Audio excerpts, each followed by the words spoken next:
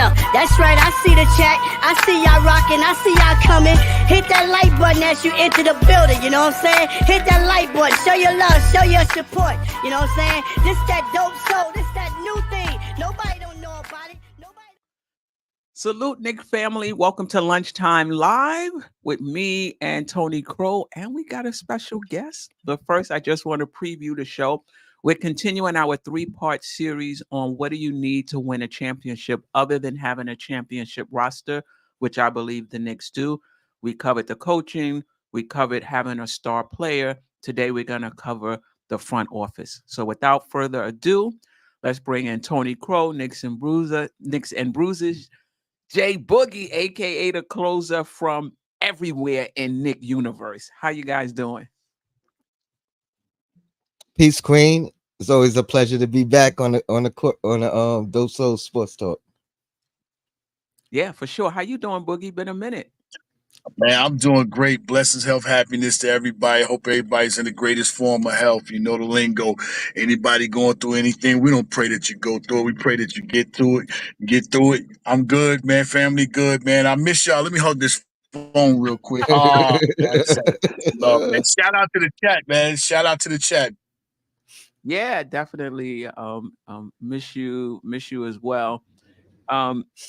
So Boogie, we haven't heard from you in a while. So before we even get into the front office, I just want to give you an opportunity just to talk a little bit about the Knicks offseason. We had the draft. We lost Hartenstein. We traded for Bridges. We re-signed OG Anunoby. Randall looks like he might be ready for training camp. Mitch may not be. But just your thoughts on the Knicks offseason and going into the season.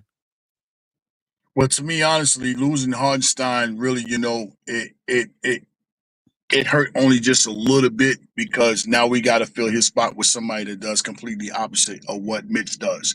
But on the flip side of that, it's a blessing for the organization. It shows that that's the highest paid contract that anybody has gotten, any Knick player has gotten going to another team, I think, in the history of the New York Knicks. And that's, a blessing towards our organization, our dedication, our office, our management team, our coaching staff, our developing squad and everything. We developed this guy and turned him into, a person that he can secure his family for the rest of his life, And that comes from the New York Knicks. It's been years since we had never been able to say that right there. As far as the office, everything the office doing, man, I appreciate Jane. I appreciate Mr. Leon Rose for everything that he's done in the past, everything that he's doing come tomorrow that we don't know about, man. He's hitting on all cylinders, So I just remind the people, that feel like, we still need a big player. Just relax and let, Mr. Rose figure everything out, for a moment, because he's batting 1,000 when it comes to the deadline. That goes all the way back to Derrick Rose, then we took off when he got here. Then it goes back to Josh Hart. We took off when he got here. Then it goes back to OG. We took off when he got here. So I don't look to be in no panic mode. Mr. Rose, we in great hands, great conditioning. I always say he knocked on Mr. Dolan's door and he was wearing Timbs. When y'all call him Butters, no, he had them construction Timbs on it. He put the Knicks straight up under construction and operated everything on how he wanted to go. Even when the ones that when he first got here was saying, "Oh, he's a free agent. He only know contract talks and all this, and he don't know how to put together organization." Wrong. Leon Rose has proven that I handpicked this whole situation, and look where we are today. And I'm not done yet. We're not finished. So all Knick fans, hold on. But I'm blessed. I love where the squad is at right now. Julius is on a monster mission. I'm gonna say it again. He's on a monster mission. For all those that is doubting about what this man is, you're not going to get. This man made the All-Star injured. I'm going to say it again. He made the All-Star team injured. That says a big token, not by his game, but who he is as a person, and he's representing our organization. We're not going to get nobody on the caliber of Julius, man. Right now, I think he's the best power forward in the East. I don't see multiple times he crushed that dude over in Indiana, even for the last spot of the All-Star game. But just, allow Julius to be himself, allow himself to get back in the conditioning, like he did last year. And that foot that foot is almost 2 years removed from being all the way healthy. So I'm good where the squad is at. I hope everybody, you know what I'm saying, continue on working on their games and being healthy and strong for the season. And the only thing that can beat the New York Knicks right now is the New York Knicks. Facts. Facts. Shout out to Darlene Bryan and Staffer. Appreciate you. So before I even get into the topic of today, I just want to ask in general, how important is the front office to winning a championship? Because that's not really talked about enough. We talk about the star, who's on your team? Do you have a team? Do you have a star player? Is your team healthy? Do they have experience? We don't talk a lot about the front office. How important, in your opinion, or not, is the front office to winning a championship? Tony, we'll start with you, and then we'll get to Boogie. What's that saying? A fish rots from the head down. It starts right there. It starts right there. I mean, we Knicks fans of all people should know and understand the importance of a front office, because we haven't had a competent one in many years, like 20 plus years. And then to see what they have done and how they've done it, you got to give your kudos to it. To know that, I mean, Leon came from a totally different demographic, if you will, as far as experience. No experience whatsoever, but he was able to use the tools that he garnered as an agent. And, that was the biggest question mark, you know what I mean, coming in. This guy has no experience. He's going to be relationship based and this and that. But everything he has done, everything they've done collectively, I mean, you gotta put this front office up there with the best of them, not just currently, but the best of them ever. And granted, the stamp is going to be a championship. You know what I mean?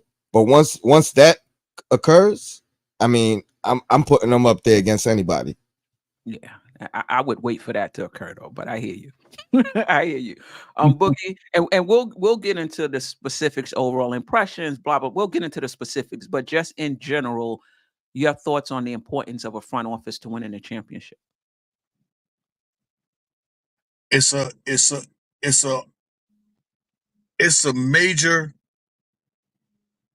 major position, especially for the New York Knicks.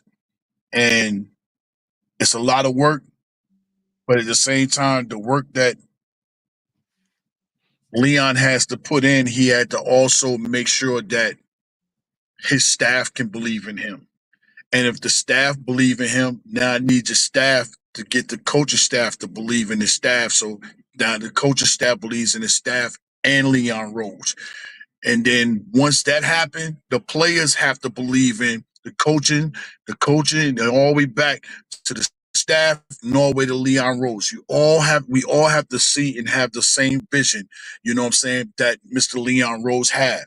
And we have done a great job is believing and having faith in everything that Mr. Leon Rose is putting forth, and the way the staff and what everybody is doing, they believe and have faith. You can't win a championship without a team. There's no one individual. Mike couldn't win it without Scotty. Magic couldn't win it without Kareem, and vice versa. You have to. LeBron couldn't win it without Kyrie. Steph couldn't win it without, Draymond Green, and so on and so on. So this team right here has to believe in one another. And always say team, TEAM. Together, everybody always matter. And as long as everybody keep the team first, then we're going to continue on growing as a championship contending team. And hopefully one day that contending team will be able to be a championship team. So great job to the office management, everything that they's doing, and sending it all the way down from James Dolan all the way down to the fan base. All the way.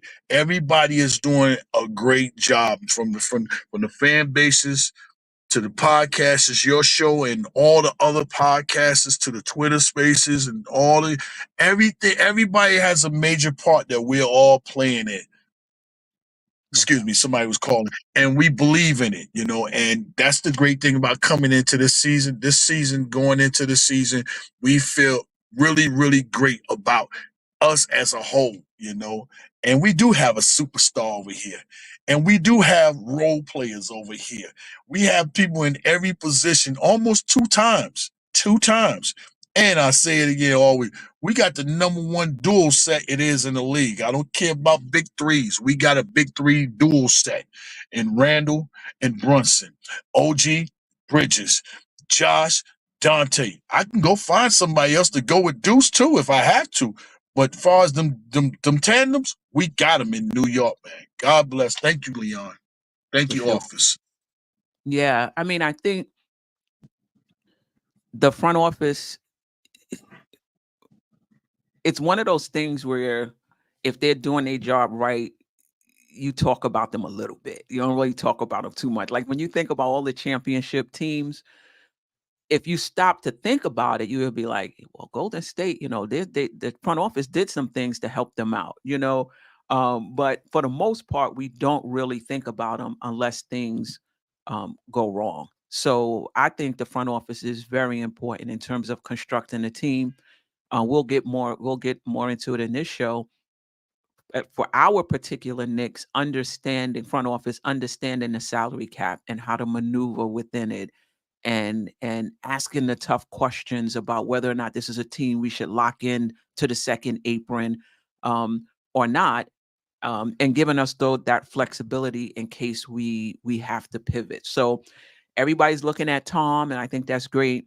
Looking at the Brunson and Randall and the team, that's great. But the front office is a part of it as well in terms of constructing the team, but also keeping a watch on how the team performs in case we have to pivot, and just what they've done with that salary cap, that we actually can sign the players we've signed, have the roster we have, and still have the ability to pivot if we need to. Like that's a feat in and of itself. They've been here for 4 years. And I know this is I know we all want to focus on right here, right now, but I'm just trying to get some perspective in terms of they've been here for 4 years. Things are going great now, but taking the entire 4 years, were there things that you liked that they didn't like, or had questions at the time that kind of worked out? Just your overall impressions of the front office. I know what's happening recently was primary, but what you didn't like, or understood or didn't understand. I'm gonna go first and get out of the way.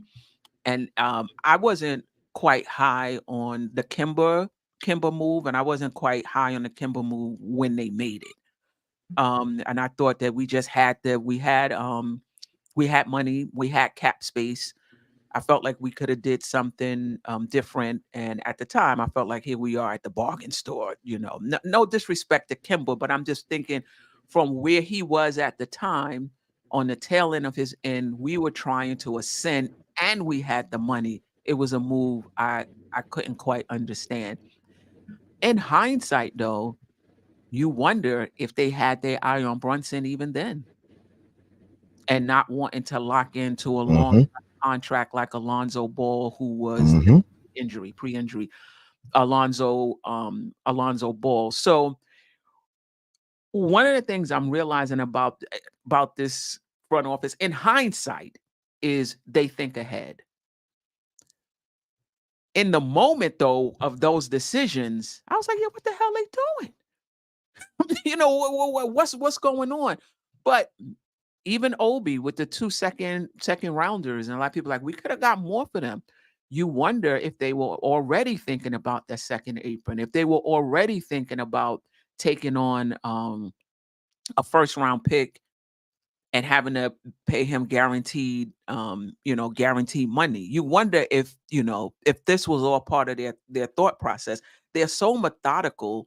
It's hard for me to believe that they was like, yo, you only going to give me two second round pick. All right, fine, you can have them. They just seem in hindsight to be a bit more methodical. Like there was something to just getting two second round picks. I haven't always been impressed with this front office, to be honest. There was a time where I thought it was 50-50. You know, like they had made some good moves and they first round picks was kind of questionable, trading back, all of this, all of these things. But from this vantage point now, looking back, I think a lot of that was intentional, methodical. We even the Kimba contract, I wasn't happy with it, but they were able to get off of it. They had to spend a second round pick, but we had like 1,000 of them. So super methodical, thinking ahead, thinking years ahead.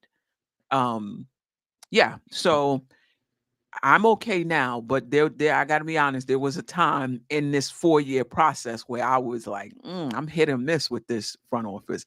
Boogie, just your thoughts on their overall 4-year tenure, and then Tony will get your thoughts. Shout out to Jerrell, by the way. You know what? Yeah, shout out to Joel, and shout out to everybody. Please make sure you're hitting those like buttons. Don't be one of the ones that's in the chat and that does not hit the like buttons. Please, this is midday edition. This is the middle of the 24, the 12 o'clock show. It's only 24. It's only 12 left in the rest of this 24. Please hit the like button, share, subscribe, and like. You know what I'm saying? To move forward, you got to always know where you come from. Your strength is your past. And what I mean by that is, Leon sees the future where a lot of us as fans, we only wanted to see the present because we know how our past was, But where he's always a step ahead. He's chessing. He's chessing. He's not checkering. He's not jumping over any hurdles, He's chessing. And you got to love and appreciate the moves, It's just that we're not used to we're not used to having somebody that make moves like he's made moves. And where we at today, it shows that, far as how his mindset is, when he doesn't make a move without being able to make the second move. And that's how you play chess. You don't think about the next move. You think about the move after the next move. And yes, I was like you, the Kimba thing, we could have done better with that once all the injuries and all that, he wasn't able to perform it. But I did understand that he thought we needed a story, a hometown hero, and during that point in time. And he quickly got rid of that. Immediately got rid of that. This is not a story team. We need hard work, dedicated guys to be on this roster. We have to play in the form of how we used to play because that's what New York is used to, the grit, the grind, you know what I'm saying? Being able to go for yours, be able to go get it, go get something when you feel like nothing is there. And this is what Leon has done, and to his whole staff, thinking about he doesn't know really what he's going on. Remember people saying, "Oh, Wes, he's a party guy. What does he go to? What is his role? What is he doing?" He's the guy that brings guys to the table to have the conversation with the guy. That's his job. So, I love everything where we at. I love what we went through and what we're still going through to become what we all want. I always listen to what White said when the Celtics won the championship. After all the guys they interviewed, Tatum, Brown, all them guys, Zingas, and the owners, what he said stood out to me more than anything. When he said that we took the proper steps to become who we are today. We didn't cheat nothing. And then I always look back and reflect on, since Leon been here, have we been taking the proper steps? And to my answer to that is yes. We've been taking the proper steps to become this team who we are today, and we're still not finished. So, I mean, I'm happy with what Leon Rose is doing. Yeah, we might have made a couple of bonehead moves here and there, but they didn't always hurt us. That's the thing. Doing something that can hurt us for years and years, two years, he's got away from that. There's none of that. It's either you could perform and do what we need to do, or you getting up out of here. And I don't care how somebody might feel, because you see Grimes is gone. You see Quickly is gone. RJ, whatever he wants, he's going to do what he got to do in the direction of what he wants. And the product that he has on this floor right now is a dangerous, dangerous, dangerous team to any and everybody, man. So I'm happy. Yeah, for sure. Tony. I got so much to say. I've been waiting for this front office show. First, you brought me back with the Kimber thing because I remember in the moment, I was one of the optimistic ones, and you from the jump before he even played the game, you were skeptical. But even in that moment at that time, I felt like it was a high risk, low reward. The money we signed him for was ultimately cheap when it comes to career earnings for him, or if he had been maybe a free agent, I think he still would have got more money than that deal. It was off the buyout or whatever. But yeah, you just brought me back, so I just had to touch on that part. But yeah, start from the beginning with you said things we may not have liked or whatever the case. I was high on Kenny Atkinson's. Thibodeau was on my list, but he was probably second or third on my list. I thought starting from scratch, what I thought we were doing, like complete rebuild, start from the bottom, ground up. I thought Thibodeau was more of a win now coach, and coming off what Kenny Atkinson did in Brooklyn, building them up, with relatively no name or unproven guys, or troubled past guys, whatever the case, but really setting a culture there. I thought that was the direction. So that was the first thing where I was, questioning, all right, what are they doing? Are they going to start making immediate big moves right down the line, or from the beginning once they got Thibodeau in? But they still did a slow pace grind and ultimately overachieved at each step. So quickly, I was, being that Tibbs was on the list, it wasn't that much of a disturbing thing for me, but because he was on my list. But I definitely wanted Atkinson. But when you look at what they did from the beginning, it's another saying that they're like, you never want to be the smartest person in the room, right? If you're if you feel like you're the smartest person in the room, you're probably, but this is what they did. They went out and started grabbing top guys in their positions, right? I think it started with the guy from Utah, who was like, what is it, Perrin? Was that Walt Perrin? Yes. Forgive me because I don't know the names, but I know what they did. So they brought in a guy who knows how to draft, right, and knows how to, like, I think his quote was, "I'd rather pick in the middle of the draft than in the high lottery or lottery, and find the gems that way." And kudos to him, because look at the guys that he's brought in from that position, from that spot, the middle of the draft guys. The Quickleys, the Grimes, like all these guys. I mean, we all loved them while they was here, right? These guys exceeded and excelled. Then he brought in the capologists, right? which the way the NBA has transitioned into the hard caps and everything else, we was on board. We was on board with the capologists before these things started transpiring, and so they they got a head start on it. So right. To your point, Queen, like, it feels like everything they've been doing was calculated, Right. To your point, Jay Boogie, they was thinking moves ahead like chess. Like if this don't work, we pivot this way. If this works, we still have this move in the back pocket. And so, yeah, man, I think they just started bringing in great guys at different spots in that front office, behind the scenes guys. You read a little article, you hear about them when they get signed, but their magic gets worked behind the scenes. And so that's a big thing with the front office. It's not just Leon Rose coming in and saying, "I'm the guy, I'm the dictator, I'm running the show." No, I'm bringing in guys over here that's great at their position. I'm bringing guys over here that's great at their position. You know what I mean? And that's how you build a great front office, organization, company, whatever it is. That's the way you build the right way. You bring in guys specifically for their task, for their job, and then you collectively build this thing to what it is. I'm trying to think if there's anything else that I mean, there's a bunch of things I've questioned that they've done. Yeah, You know, in the moment. You weren't happy with the quickly move. Yeah, trade. Yeah, absolutely. But again, once I think about it, hindsight, you look at the cap situation, you look at, you know, they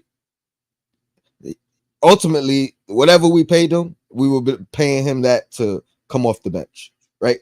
Because he wasn't gonna ultimately start over Brunson, obviously, at the point, which was his goal, and he didn't really get that opportunity to start at the 2.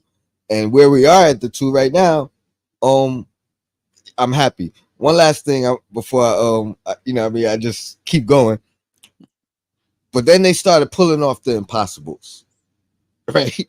Nobody thought they was going to be able to make any type of trade with Toronto in the middle of a lawsuit. And here they are.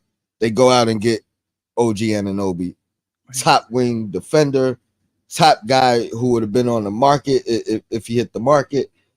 And we snagged him up. Didn't give up a first round pick for him, which was mind blowing, you know. And then you fast forward to Mikal Bridges trade, which again, nobody thought we was gonna pull off any type of move with New Jersey. You go back however many years the last time they pulled the trade off with New Jersey, and then they go out and get Mikal. And that's one thing I will, you know, toot my own horn.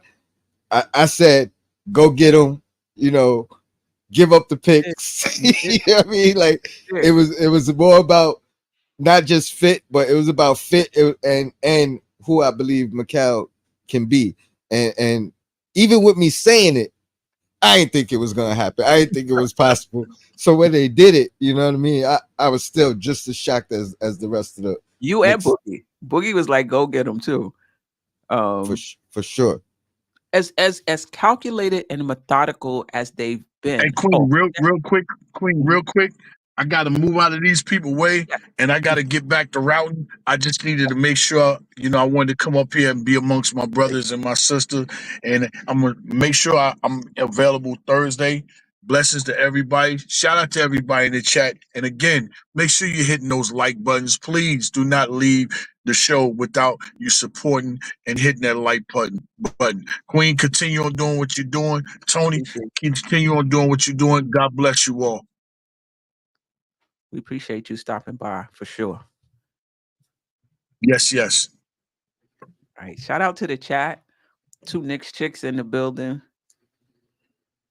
East Blue Drew, Knicks 100, a GM. Not happy with some of the moves that the Knicks have made. Keith Turner, Darlene Bryant. Given how calculated and methodical they've been, do you think the OG Anunoby trade and signing him to the extension that they did was somewhat of a risk? Or do we split the difference and say it was a calculated risk? Definitely calculated risks. I think I don't think the risk is super high. I'm hopeful. I'll say that. You know what I mean? Obviously, the injury questions have been the biggest thing with OG.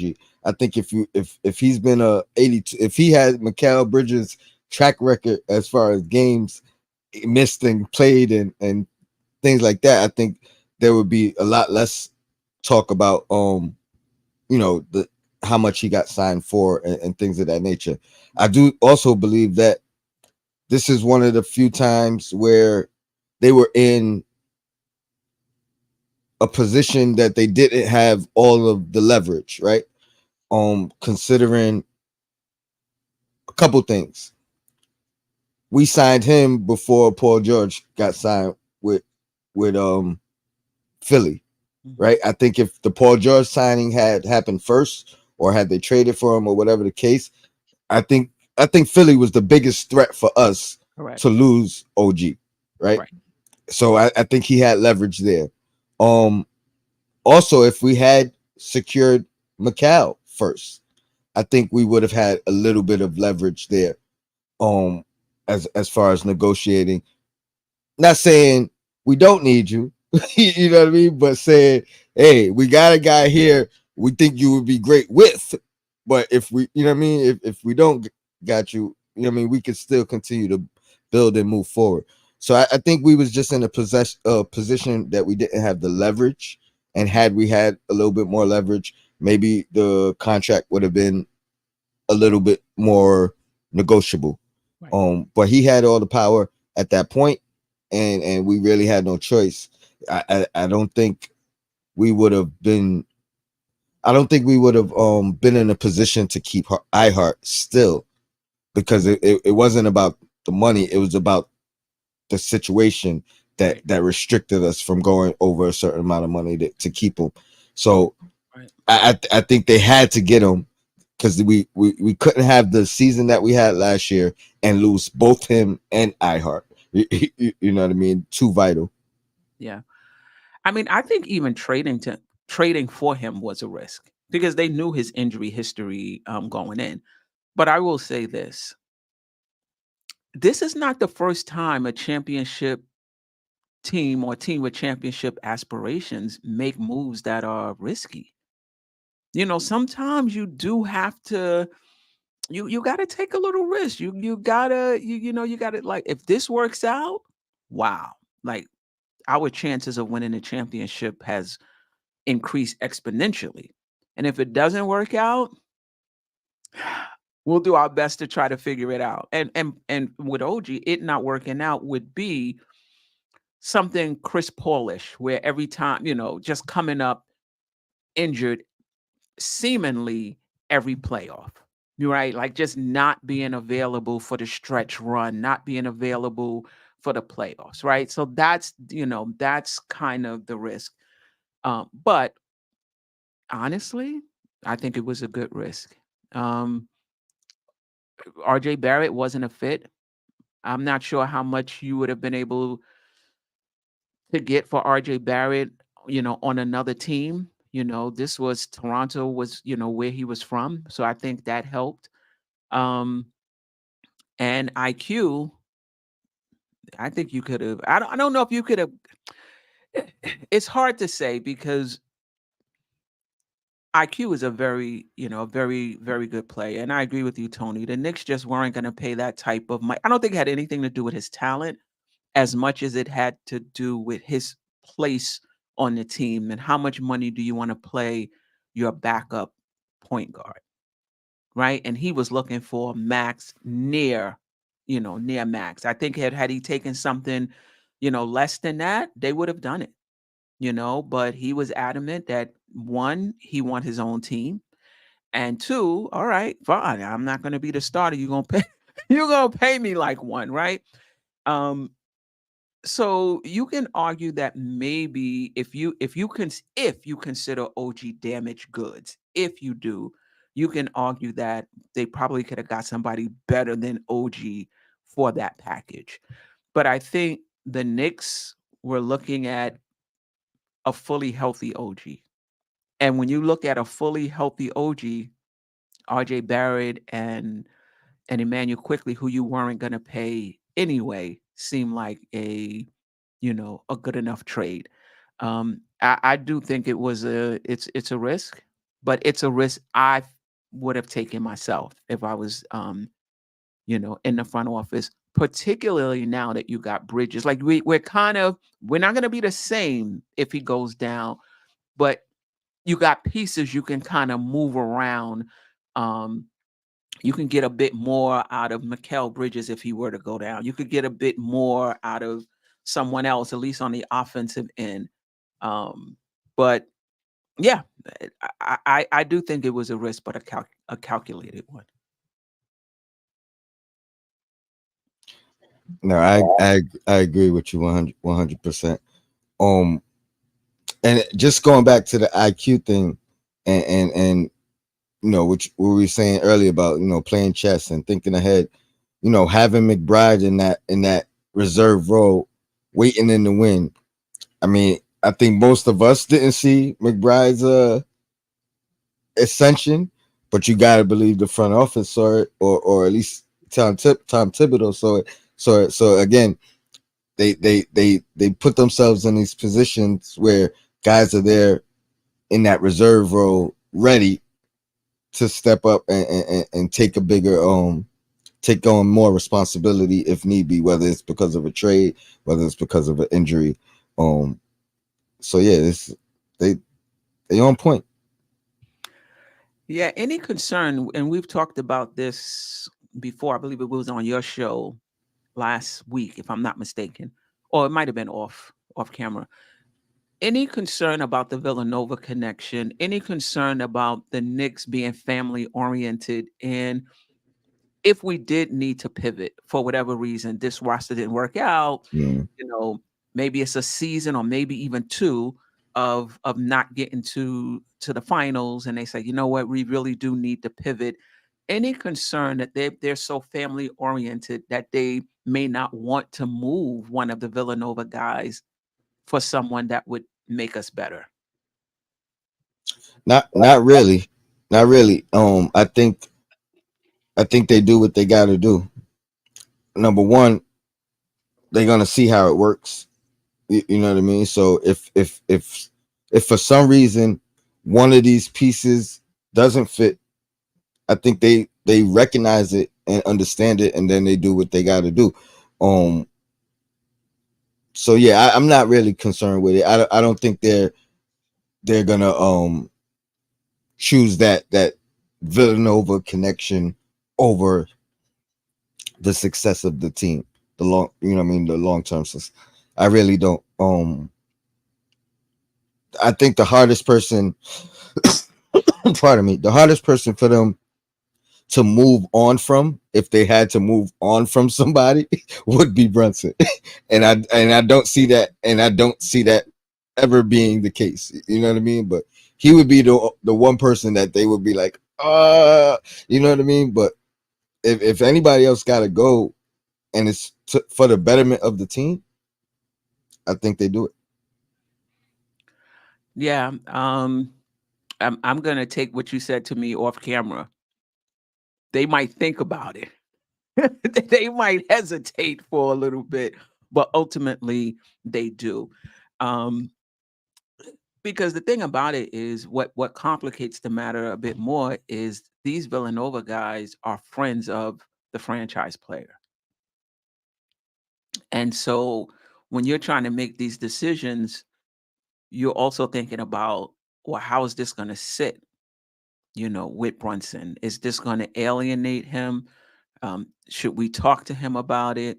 Should we give him a heads up? Should we not? And it brings me back to Milwaukee and Giannis. I think there was one time they asked him about Middleton and Butler, if I'm not mistaken, and he was like, nah. And when it came to Dame and Drew, they didn't even ask him. They just made the trade. And you wonder if they didn't ask him because they thought he would have said, nah, that's my guy. So, I think that could become, if we did have to pivot, that could become, an issue. It also gave Giannis plausible deniability.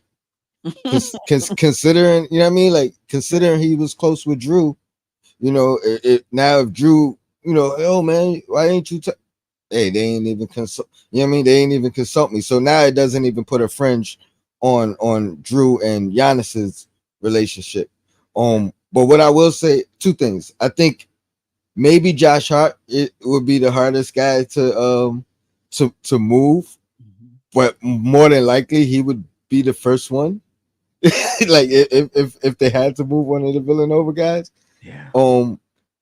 Good thing is, number one, he's probably the most traded Knick, right? He knows it's a business, and these guys know it's a business. So I don't think if a move had to be made, I don't think anyone is salty. I think obviously on record they'll be like, yo, I hate to see him go. That's my guy. Da da da da. But they also going to understand the business side of it. Right. I guess the biggest thing it would be if two things. If the players remaining didn't agree with the move. And then the second thing, which would be a long time over time, if said move didn't work out. Right. Like those things could put a strain. But even that would take time to develop and manifest. I don't think it would be something that immediately hurts or immediately affects the team. It would have to be over time with it not being with it not working out. Right. That's if they did it. But I think the flip side can happen too, where they pass on a move because of that, and that player goes on, to do some damage with the other team. Honestly, I think that scenario is more likely that they pass. Yeah. That they pass on something that. Now the question is, does that pass remain internal, or does that pass get publicated? Where we as the fan base know, hey, they could have got such and such, but they chose not to keep Hart, you know what I mean, and to keep DiVincenzo or whatever the case. That'll be interesting. Yeah. There was somebody, I made a mistake, and I meant to delete the comment, and I for Cardiac Knicks, my apologies. I didn't mean to ban you per se. I meant to delete the comment. So my apologies. All this being said, and I think I know your answer, is this front office capable of delivering, continuing to guide this team and construct this roster in such a way that brings a championship home? Do you trust that they can do that?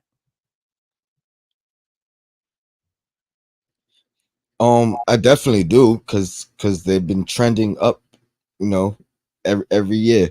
Shout out to Jay Boogie. He mentioned earlier how these deadline trades that they've been pulling off year after year, and then if you look at the records, the what transpires, once we got Rose, once we got Hart, once we got OG, the proof is in the pudding year after year. What I will say is, the closer they get to this elusive championship, the less room for error they have, right? The more pressure comes on. Like they've already jumped the timeline a couple of times, you know what I mean?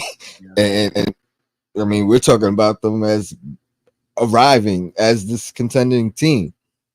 So now there's no room for, first round, second round exits. There's no room for mishaps. So yes, I believe we're here. I believe we're, you know what I mean? They've done all the right things. There might be a couple of more moves to be made, but the closer we get to that contending team, the less excuses are viable. You know what I mean? Like you can't use these excuses anymore. Like it's time to go. Time to win. Yeah.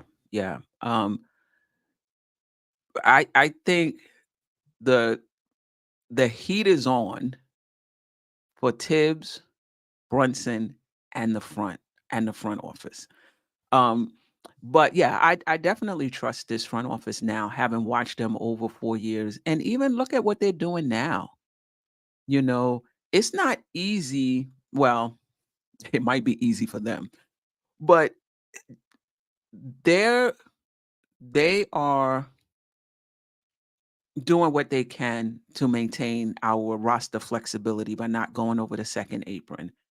And that means a possible strained relationship with Randall, or at least a disagreement by not signing him, to an extension, right? And listen, maybe they're all on the same page. Maybe Randall is cool with it. But even now, they're thinking ahead. This team is new. Should we lock this team in and go over the second apron? I'm not so sure about that. Let's just hold back, watch them for a season or so before we make the decision to go into the second apron and lock this team and making it difficult for us to pivot if we need to. So already you could see that they're thinking ahead. They're thinking ahead, in terms of what does it take to build a championship roster. We're not so sure yet.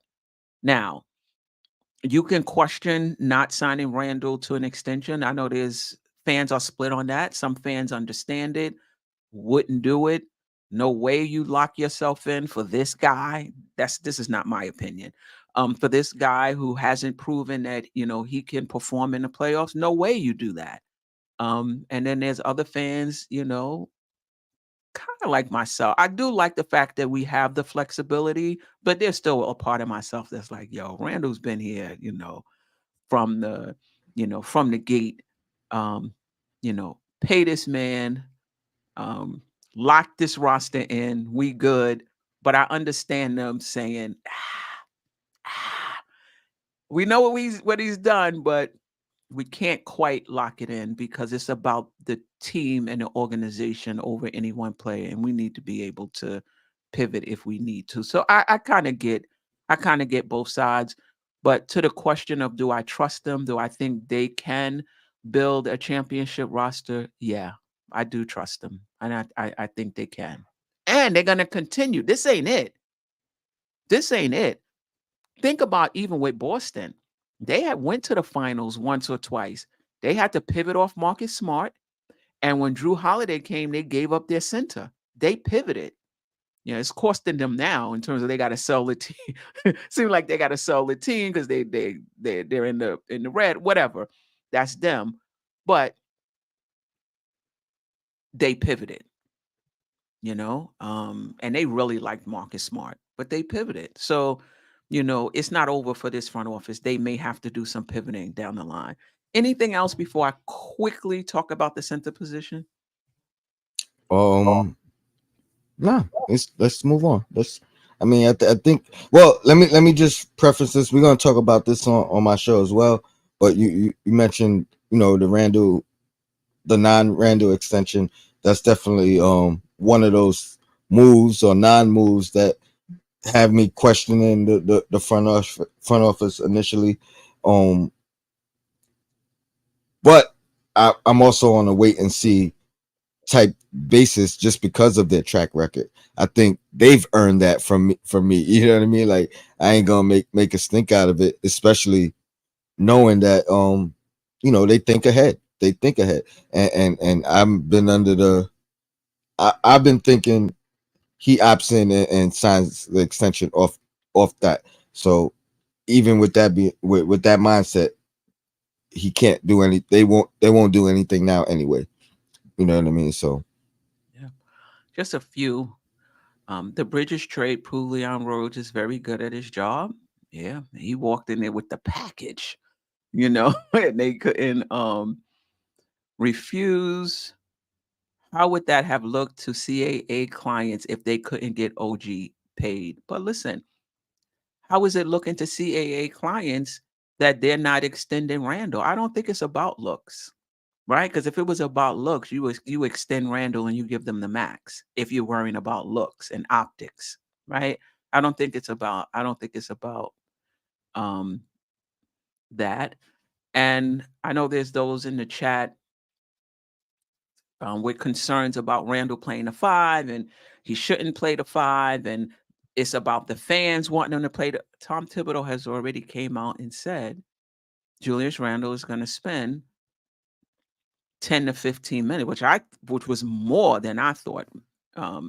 Not will spend, but he can see him playing 10 to 15 minutes at the center position, which tells me that this is not just the fans imagining things. This is not just the fans wanting Randall at the 5, that the head coach has also thought about it and is open to playing it. And there's some news in the chat, and I haven't seen it yet, that it's confirmed. Steve Popper Okay, that Mitch may not come back till December or January. If we're talking about being a championship contending team and we're talking about winning games, and if you believe seeding is important in terms of getting home court advantage, in terms of the path to getting to the finals, you're going to want to win games.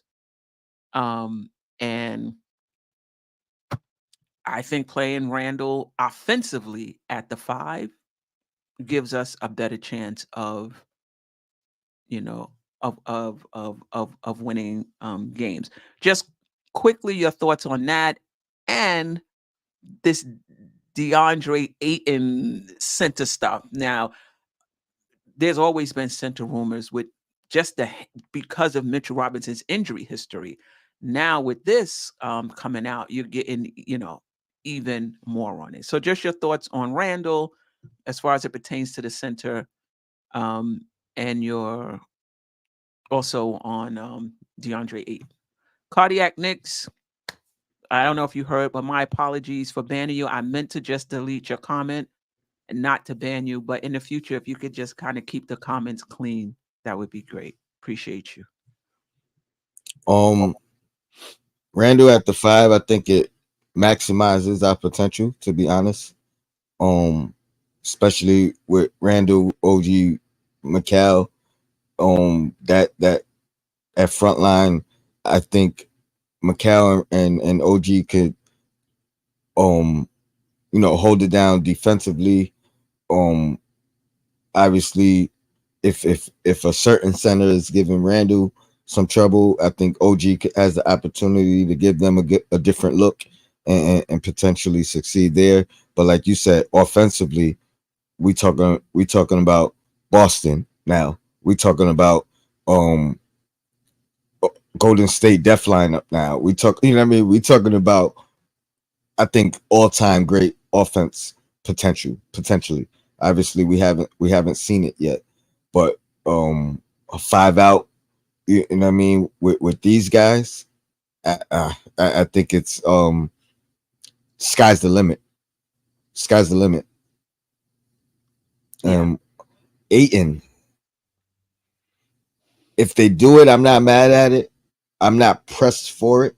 I do think at the money he's making, we could potentially find another diamond in the rough, another gem. You know what I mean? At a fraction of the salary that he makes. So that's my only like question mark on it is the salary. Like we've been talking about how great they've been with the salary cap and positioning themselves.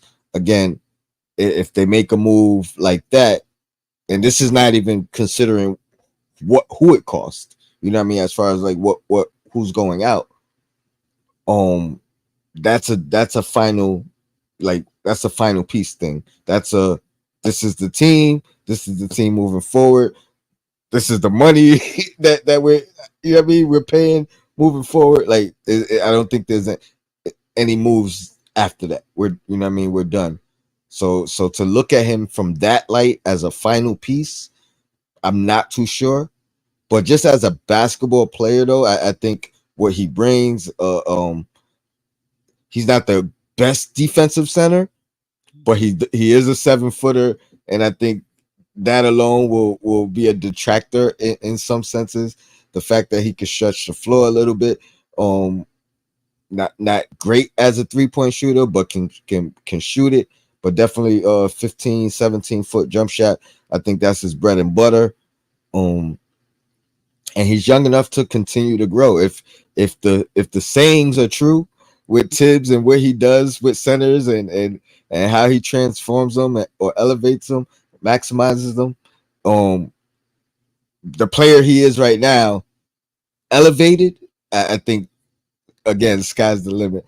So I'm kind of like right in the middle of the fence with it. You know what I mean? Like I wouldn't push for it, but I think if they see something in them, then I'm gonna let them cook, because you know what I mean. They've been cooking when they bring guys in. Yeah, the only thing though is I think it would cost Randall. And like I said earlier, I don't want to trade Randall. I think he's the second option on this team, in my opinion. The only reason I would be more open to it is if we watch Mikal Bridges for a year, and it's clear that this guy can be a number 2. Right now, if you're trading Randall and you're bringing in Ayton, you have your 2. So you have your primary and your secondary scorer, and you have a center. If Bridges can't be that, I don't know how you get off of Randall. To your point though of earlier, it might not cost Randall. It might be Mitch. It might be Mitch and one of the Villanova.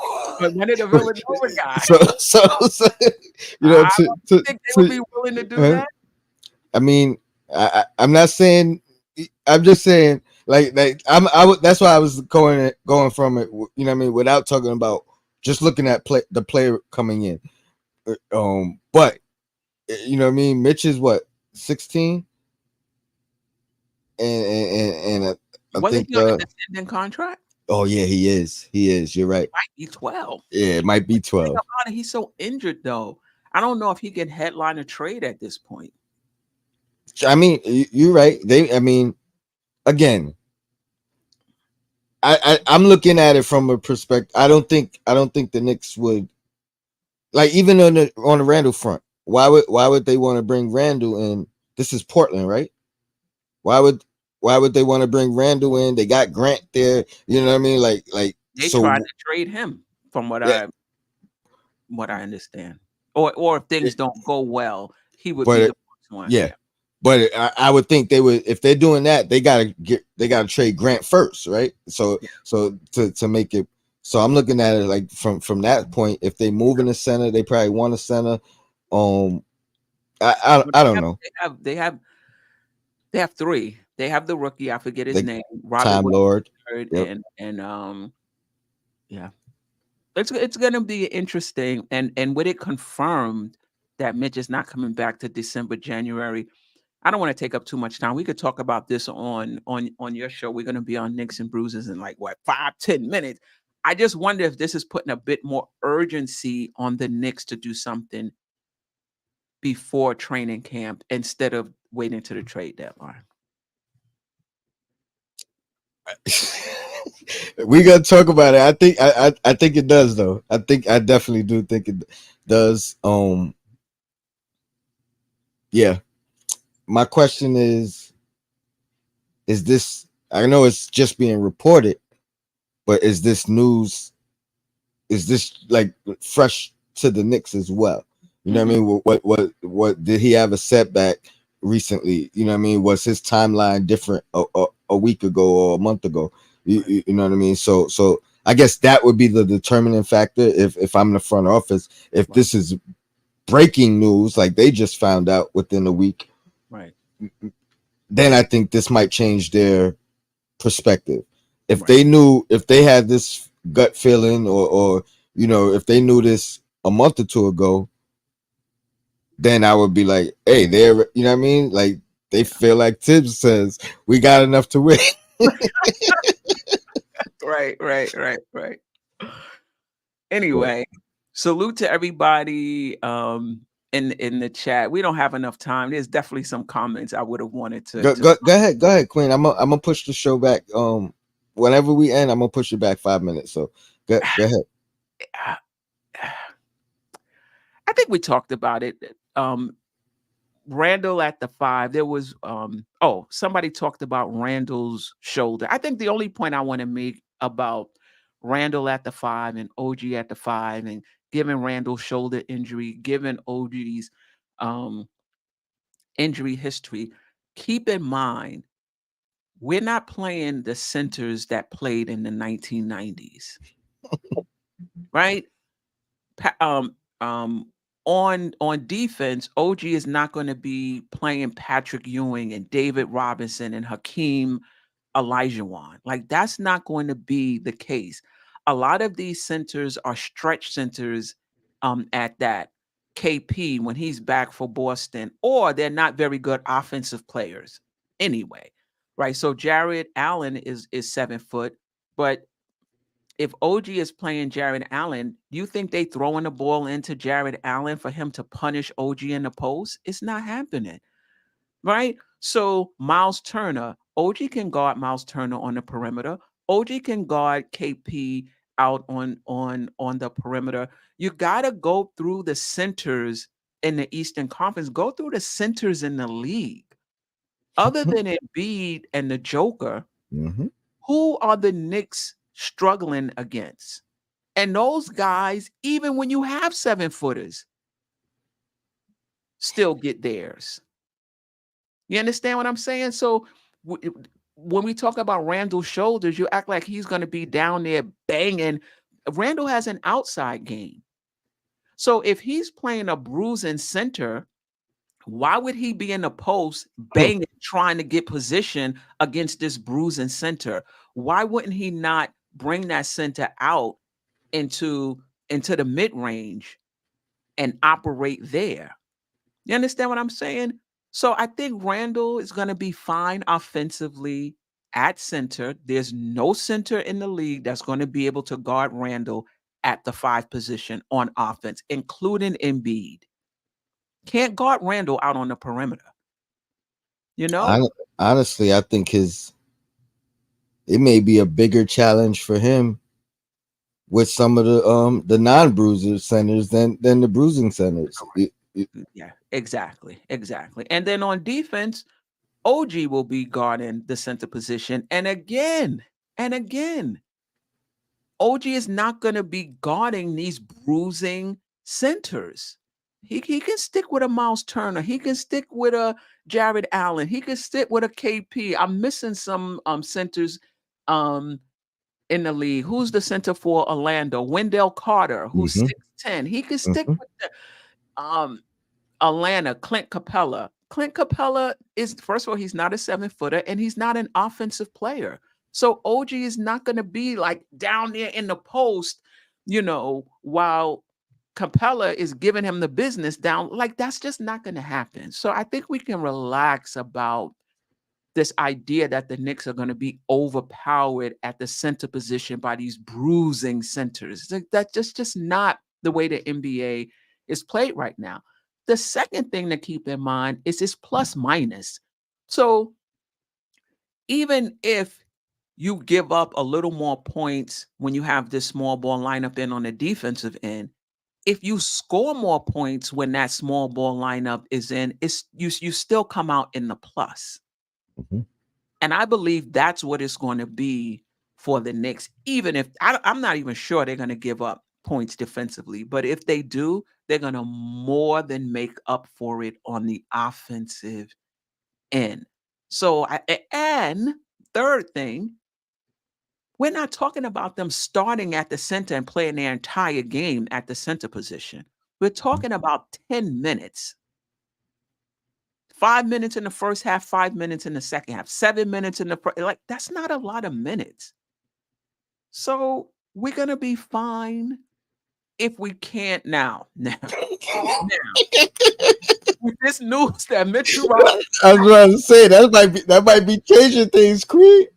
We can't be having them out there playing there the whole 20, 30, 40 minutes at the center. Like, we can't do that. But 5 to 7 minutes per half, I think we could do it. Go ahead, Tom. No, I was gonna say, like, again, we gotta talk about it on the next show as well. But this changes things. We went from 10 to 15 minutes. I think that was with the assumption that Mitch was playing 24, and right, with him potentially not being here till January or December, January. We're gonna have to have Randall starting at the 5 and OG at the 4, and that's that's our game plan. Like, I'm not too comfortable with that. But we're gonna break it down now, because we gotta talk about who's on this roster that is gonna be able to step up for 2 months or a month and a half. Yep. So go get your coffee, whatever you're gonna do. 5 minutes or 10 minutes, we're going to be on Knicks and Bruises with Tony Crow. 2 hours on Monday. We get it in the screen. 2 hours on Monday. Peace. Sister, you one of a kind. Yes. Oh, sister, it's time you That's her. shine. Dope Soul. Where you at? Where you at? Dope Soul.